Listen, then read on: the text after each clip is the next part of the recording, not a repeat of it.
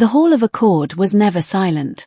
Even when no one spoke, it hummed with layered sound, alien breathing rhythms, distant star engines, gravity stabilizers correcting themselves every second. Silence, true silence, did not belong here.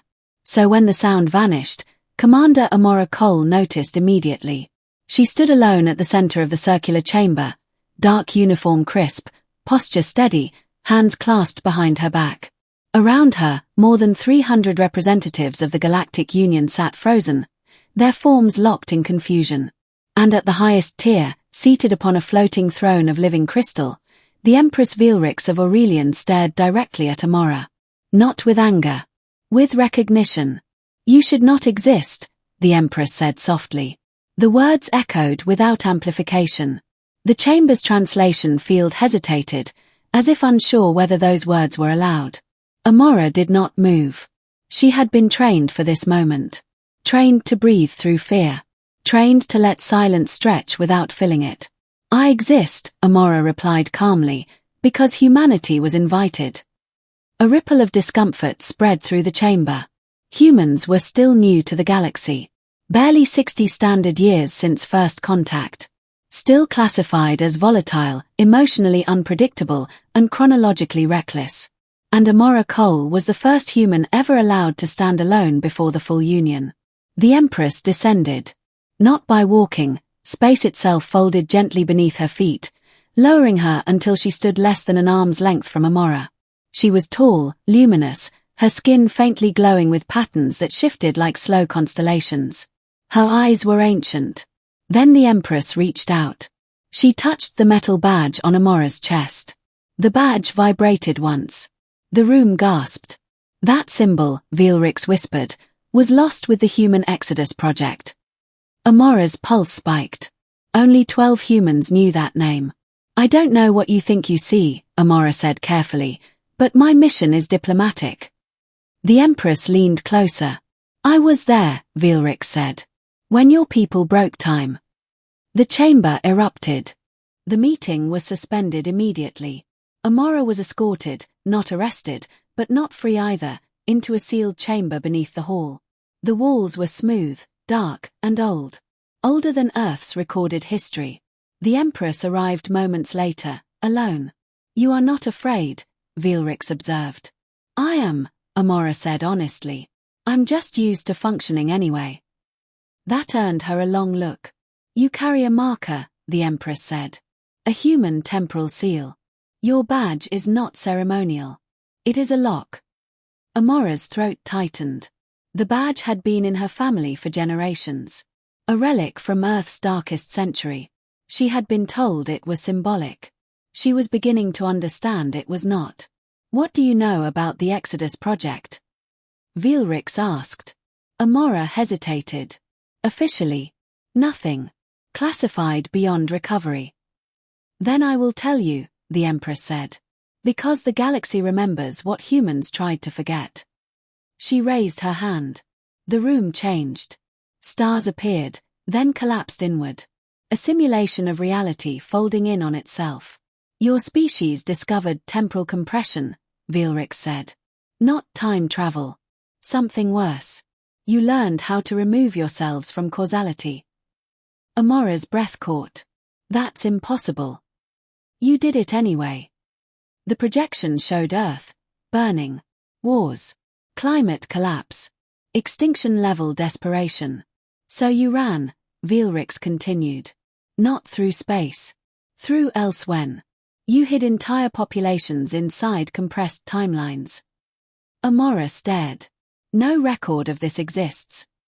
"Because you sealed it," Veilrix said. "And because the cost was unbearable." The projection shifted. Human ships vanishing. Timelines screaming. And one final image, a human woman standing at a control station, refusing evacuation. "She stayed behind," Veilrix said. "To hold the fracture closed." The woman turned. She looked exactly like Amora. Same face. Same eyes. Same blood. "My name is not unique," Amora said quietly. "That proves nothing." Veilrix's voice softened. She was named Amora Cole too. Silence pressed down. She anchored the collapse, the Empress said. Not with machines. With choice. She bound herself to the fracture so your species could survive elsewhere. Amora's hands trembled. You are her descendant, Veilrix continued. Your badge carries her genetic temporal signature. That is why it reacts here. Amora swallowed hard. So humanity survived because one woman stayed behind to suffer forever. Yes. And the galaxy let it happen. Veilrix did not look away. We feared what would happen if we interfered. Anger flared in Amora's chest, hot, sharp, controlled. Then why summon me? The Empress straightened. Because the fracture is failing. The projection returned. Cracks spreading across timelines. If it breaks, Veilrix said, the stored human populations will collapse into uncontrolled reality. Billions will die. And the galaxy will follow. Amora's mind raced. And you think I can fix it? No, Veilrix said. I think humans can. The truth came quickly after that. Humans were not feared for their weapons. They were feared because humans did not surrender to inevitability. Every advanced species eventually accepted limits. Humans argued with them, broke them, redefined them. The fracture was stabilized by choice, Veilrix said. Only a human mind can interact with it safely. Amora clenched her jaw. And if I refuse? Then the galaxy prepares for extinction. No pressure. Amora laughed once, humorless. Where is she? Amora asked. Veilrix answered without hesitation. In the space between moments. The fracture was not a location. It was a pause. Amora stood suspended in white nothingness, her body anchored by fields she barely trusted. Time did not flow here. It waited. Then she saw her. The other Amora. Older. Tired. Still standing. You took your time, the woman said with a crooked smile. Amora's breath broke. You're me. No, the woman replied gently. I'm what you come from. They stood together, ancestor and descendant, holding the weight of humanity between them. I can't leave, the older Amora said. If I do, everything breaks. I didn't come to replace you, Amora said. I came to finish what you started. The woman studied her. Then smiled. That sounds like a human solution. Together, they worked. Not machines. Not equations. Intent. Human stubbornness woven into reality itself. They did not close the fracture. They shared it. Distributed the burden across humanity's timeline. Millions of small stabilizations instead of one eternal sacrifice. The older Amora began to fade. You did good, she said softly. Now go live. Amora reached out. Thank you, she whispered. The fracture sealed, not erased, but resolved. Amora returned to the Hall of Accord. Alive. Whole. Different. The Empress bowed. Not as a ruler. As an equal. The galaxy misjudged humanity, Veilrix said. You do not conquer time. You carry it. Amora straightened. Humans don't run forever, she said. We come back. We fix what we break. The Union voted that day. Humanity was no longer classified as volatile. They were classified as essential. Epilogue. Why humans terrify the stars. Years later, historians would write. Humanity did not save the galaxy with force. They saved it by refusing to let one person suffer alone. And somewhere, in the quiet flow of time, the universe adjusted. Because humans were never meant to be here. They chose to be. The Union chamber emptied slowly. Not because protocol demanded it, but because no one knew how to leave a moment like that. Commander Amora Cole remained standing at the center of the Hall of Accord, hands relaxed at her sides, breathing steady. The weight she had carried inside the fracture was gone, yet something heavier had replaced it. Expectation. The Empress Veilrix descended from her throne, the living crystal dimmer now, no longer reacting defensively to human presence. That alone sent whispers rippling through the remaining delegates. You have altered more than classification records, Veilrix said quietly. Amora met her gaze. Humans have a habit of doing that. The Empress studied her for a long moment, then inclined her head again. Not deeply. Not submissively. Respectfully. You will remain on Aurelia Prime, Veilrix said. Not as a detainee. As an observer. Amora exhaled. I was hoping you'd say that. Running away after fixing reality feels rude. A faint curve touched the Empress's lips. You are learning our customs faster than expected. As Amora turned to leave, a presence stopped her.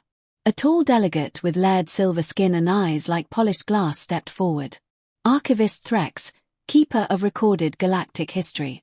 Commander Cole, Threx said, voice layered with harmonics. Your species has altered a closed historical event. Amora paused. We reopened it long enough to finish it. Threx's eyes flickered. That distinction may define the next era. Power never arrived quietly. Within days, Amora noticed the shift. Conversations stopped when she entered rooms. Security fields recalibrated when she passed. Even gravity adjusted around her more gently than before. The galaxy was afraid again. Not of human weapons. Of human precedent. She stood on a balcony overlooking Aurelia Prime's capital when Veilrix joined her, hands clasped behind her back. They are wondering what else you can fix, the Empress said. Amora snorted softly. I can barely fix my sleep cycle. That is not what concerns them. Veilrix turned. You proved something dangerous. That humans do not require permission from reality. Amora leaned against the railing. Reality started it. The Empress watched the city lights below. There are those on the council who believe the fracture should never have been shared. Amora stiffened. Shared pain is still pain. Yes, Veilrix said. But no longer controlled. That word hung between them. Someone's going to try to reverse it, Amora said. Veilrix did not deny it. It happened 3 nights later. Amora was asleep, actually asleep, when alarms tore through her quarters. Not loud. Directional. Targeted. Her wrist console flared to life, data cascading faster than human eyes were meant to track. Temporal instability. Unauthorized manipulation. Sector K9. The fracture. Amora was moving before the alert finished. She didn't wait for guards. Didn't call command. She ran. The corridors bent differently now, space remembering her, guiding her. That alone told her something was wrong. When she reached the control chamber, the doors were already open. Inside stood Councillor Lysren, a being of pure probability given shape. You shouldn't be here, Amora said, breath hard. Lysren did not turn. Neither should the fracture. The control array screamed silently, data tearing at itself. You're destabilizing it, Amora said. Billions are anchored to that structure. They are human, Lysren replied. Your species should not exist in such numbers. Amora's voice dropped. You don't get to decide that. Lysren finally faced her. Your solution was emotional, the counselor said. I'm correcting it. Amora stepped forward. No, she said simply. You're afraid. The chamber shook. Not violently. Deliberately. The fracture responded to Amora's presence like a living thing recognizing a familiar hand. Lysren's form destabilized slightly. You cannot override council authority, Lysren said. I'm not, Amora replied. I'm overriding you. She placed her palm against the control interface. No tech. No commands. Just choice. Human timelines flared across the chamber. Millions of small moments of refusal. People choosing to stay. To help. To endure. Lysren recoiled. This is unsustainable, the counselor hissed. Amora's eyes burned. So is cruelty. We do it anyway. With a final surge, the fracture stabilized, stronger than before. Lysren collapsed inward, probability unraveling. Security rushed in too late. The damage was done. The council chamber filled again. This time, there was no confusion. Only fear. Lysren's actions were displayed in full. Unauthorized intervention. Risk to galactic stability. Veilrix stood. The councillor will be dissolved, the Empress said. And remembered as a warning. Eyes turned to Amora. What of the human? A delegate asked. Amora stood straight. I acted to prevent extinction, she said. If that violates your law, then your law is broken. Silence. Then Archivist Threx spoke. History records moments when survival required disobedience, Threx said. This is one of them. The vote was swift. Unanimous. Amora Cole was named Human Temporal Liaison. A permanent position. With one condition. The fracture remains shared, Veelric said. Forever. Amora nodded. That was always the deal. Weeks later, a transmission arrived. Encrypted. Old. Human. Amora recognized the coding instantly. Earth. The message played on her console. A woman's voice, young, nervous, proud. If you're hearing this, the voice said, then it worked. Humanity survived. Amora's throat tightened. My name is Amora Cole, the voice continued. If you carry this name, remember, we don't save the world alone. We save it together or not at all. The message ended. Amora sat quietly for a long time. Epilogue, what the galaxy learned too late. The galaxy would later describe the human era with careful language. They would say humans were disruptive, unpredictable, dangerous. But in private archives, in records never meant for public comfort, the truth was written plainly. Humans broke the rules because the rules were killing someone. And when the universe asked them to choose between order and compassion, they chose compassion. And dared reality to argue. It never did.